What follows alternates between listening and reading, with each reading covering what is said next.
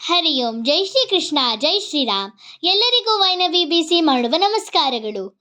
ಈ ನವೆಂಬರ್ ತಿಂಗಳು ಕರ್ನಾಟಕ ರಾಜ್ಯೋತ್ಸವವನ್ನು ನಾವೆಲ್ಲರೂ ಸಡಗರ ಸಂಭ್ರಮದಿಂದ ಆಚರಿಸುತ್ತೇವೆ.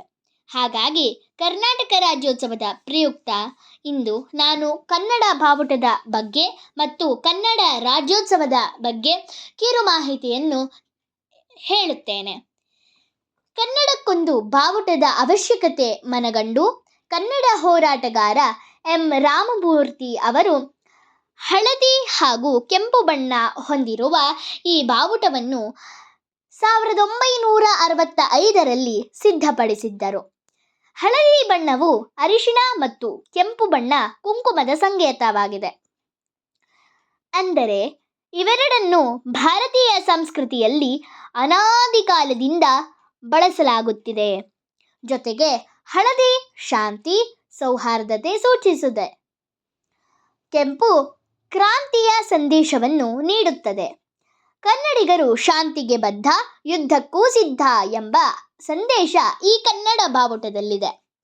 ಕನ್ನಡ ರಾಜ್ಯೋತ್ಸವ ಅಥವಾ ಕರ್ನಾಟಕ ರಾಜ್ಯೋತ್ಸವ ಪ್ರತಿ ವರ್ಷದ ನವೆಂಬರ್ 1ರಂದು ಆಚರಿಸಲಾಗುತ್ತದೆ.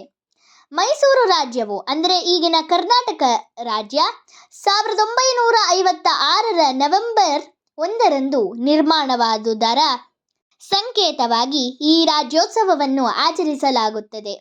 ದಕ್ಷಿಣ ಭಾರತದ ಎಲ್ಲ ಕನ್ನಡ ಭಾಷೆ ಮಾತನಾಡುವ ಪ್ರದೇಶಗಳನ್ನು ವಿಲೀನಗೊಳಿಸಿ ಒಂದು ರಾಜ್ಯವನ್ನು ಘೋಷಣೆ ಮಾಡಿದ ಈ ದಿನವನ್ನು ಕನ್ನಡಿಗರು ನಾಡಹಬ್ಬವನ್ನಾಗಿ ಆಚರಿಸುತ್ತಾರೆ.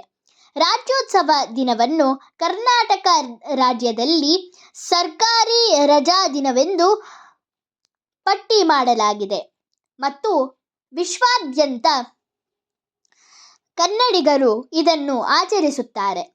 ಕರ್ನಾಟಕ ಸರ್ಕಾರದಿಂದ ರಾಜ್ಯೋತ್ಸವ ಪ್ರಶಸ್ತಿ ಪ್ರದಾನ ಮಾಡಲಾಗುತ್ತದೆ. ಬಾರಿಸು ಕನ್ನಡ ಡಿಂಡಿಮವ, ಓ ಕರ್ನಾಟಕ ಹೃದಯ ಶಿವ. ಜೈ ಕರ್ನಾಟಕ ಮಾತೆ, ಜೈ ಭುವನೇಶ್ವರಿ. ಧನ್ಯವಾದಗಳು.